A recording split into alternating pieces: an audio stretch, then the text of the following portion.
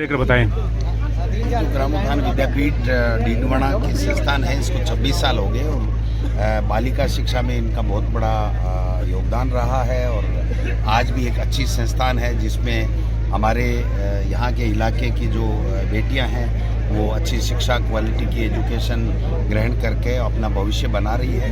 तो मैंने इनके आयोजकों को और तमाम जो लोग इसमें सहयोग दे रहे हैं उन सबको धन्यवाद ज्ञापित किया और अच्छा लगा कि 26 साल से बालिका शिक्षा के ऊपर यहाँ के जो लोग हैं वो अपना योगदान दे करके उसको आगे बढ़ाने का काम कर रहे हैं। 2-3 महीने बाद फिर से एक बार चुनाव में कांग्रेस पार्टी जाने वाली है। पिछला चुनाव आपके नेतृत्व में कांग्रेस पार्टी लूज कर गई थी, लेकिन केंद्रीय नेतृत्व ने एक बार फिर से आप पर भरोसा किया। कैसे आप इस बार? देखिए, पिछली हमारी कांग्रेस की सरकार थी, 5 साल बहुत अच्छे काम किए, अच्छी योजनाएं थी और वोट भी हमारे 39% आए हैं, जो पिछली जब हमने सरकार बनाई थी उससे भी ज़्यादा वोट आए। लेकिन हम सत्ता नहीं बना पाए टेक्निकली कारणों से। तो जनता का जो आदेश है वो सिरोधार्य है और राजस्थान में भारतीय जनता पार्टी को मौका मिला है 5 साल सरकार चलाने का, लोगों के काम करने का। लेकिन जो 2 महीने से हम जो लोग देख रहे हैं, लोग ठगा सा महसूस कर रहे हैं कि ये क्या हो गया। हमने तो कांग्रेस पार्टी की सरकार बनाई थी, कांग्रेस पार्टी की अच्छी योजनाएं थी, चाहे मुख्यमंत्री चिरंजीवी योजना हो, इंदिरा रसोई की बात हो, चाहे इंग्लिश मीडियम की स्कूलों की बात हो, राजीव गांधी स्कॉलरशिप जो 500 बच्चों को बाहर विदेश में फ्री में पढ़ाने की बात हो, तमाम वो सब चीज़ें थी।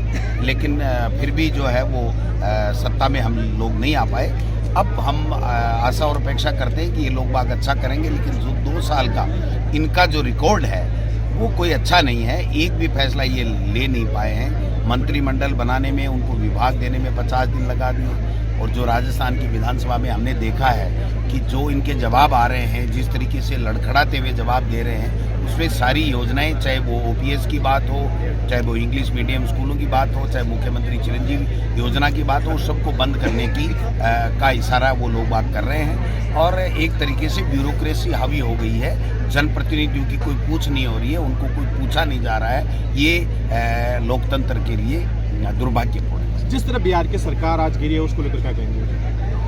वो तो पलटू राम हैं, चले गए क्या है। वो तो दिल्ली में बैठे बैठे जो दिल्ली में बीजेपी के आका हैं वो यही तो काम करते हैं। पहले महाराष्ट्र में गिराई थी, फिर उसके बाद में आपने देखा होगा मध्य प्रदेश में गिराई थी, मणिपुर में आपने देखा ही होगा, राजस्थान में भी चेष्टाएं हुई, वो कामयाब नहीं हो पाए। अब लोकसभा चुनाव में वो बीजेपी दोबारा सत्ता में नहीं आ पा रही है, पूर्ण बहुमत नहीं आ पा रहा है। तो ये सारी तो ये लोग करेंगे, किसी को डराएंगे, धमकाएंगे, किसी को ED में भेजेंगे, किसी को जेल भेजेंगे, किसी पे झूठे मुकदमे में लगाएंगे, किसी के यहाँ CBI भेजेंगे, किसी के यहाँ इनकम टैक्स भेजेंगे। ये तो इनके अस्त्र हैं। सरकारें पुनः जनता से नहीं बना करके और अपने ये अस्त्र चला करके ये सरकारें बनाना चाहते हैं। ये तो ये प्रयोग है, ये प्रयोग करते रहते हैं। गलत है लोकतंत्र के लिए, लेकिन कर रहे हैं। लोकसभा चुनाव से ठीक पहले इंडिया गठबंधन में ये दरार पड़ी है और बिहार जो है वो सरकार टूट गई है। कैसे कांग्रेस जो है और इंडिया गठबंधन कैसे लोकसभा चुनाव में इंडिया गठबंधन मजबूत होगा? अब ऐसे अवसरवादी लोग अगर कोई चाह रहे हैं तो इससे कोई ज्यादा फर्क नहीं पड़ने वाला है। जनता मन बना चुकी है कि 10 साल में केंद्र में मोदी सरकार ने कुछ नहीं किया।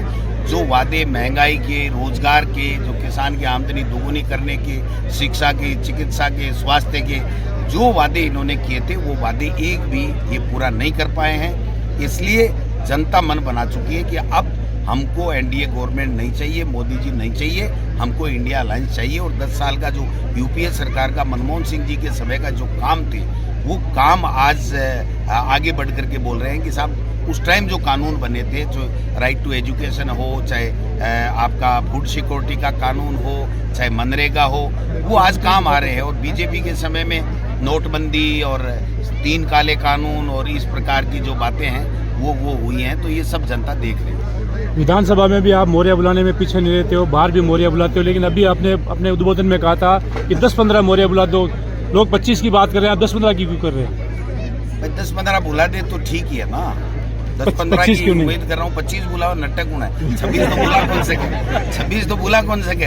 25 बुला दो। लेकिन मैं तो कहूँ 10-15 तो बुलाओ भाई, जुबान अक्ल आवे ठीक तरीके से चाले और अच्छो शासन दी। जगह जनता का मुद्दा है, बाकी के ऊपर सुनवाई करा, 150 सांसदों को निकाल दिया, कुछ सुनने वाला नहीं। और देश का प्रधानमंत्री कह रहा है कि लोकसभा में गलत आचरण बर्दाश्त नहीं होगा। ये गलत आचरण नहीं है। देश के प्रधानमंत्री जी को समझना पड़ेगा कि ये जनता की आवाज़ है। जनप्रतिनिधि, जनता के चुने हुए जनप्रतिनिधि नुमाइंदे होते हैं, वो जाकर के जनता जो महसूस करती है वो बात वहाँ पर अपनी बात रखते हैं। और अगर वहाँ पर बैठे हुए एमपीज अपनी सुरक्षा की बात भी वहाँ पर लोकसभा में और राज्यसभा में नहीं कर सकते, तो फिर लोकतंत्र कहाँ जा रहा है ये देखने का विषय है, पत्रकारों को भी देखने का विषय। प्रत्याशियों के चयन को लेकर क्या कहना चाहेंगे? हम तैयारी कर रहे हैं, अच्छे से अच्छा है। 10 तारीख से पहले हम लोग चेष्टा कर रहे हैं कि काफ़ी आगे बढ़ें इस दिशा में।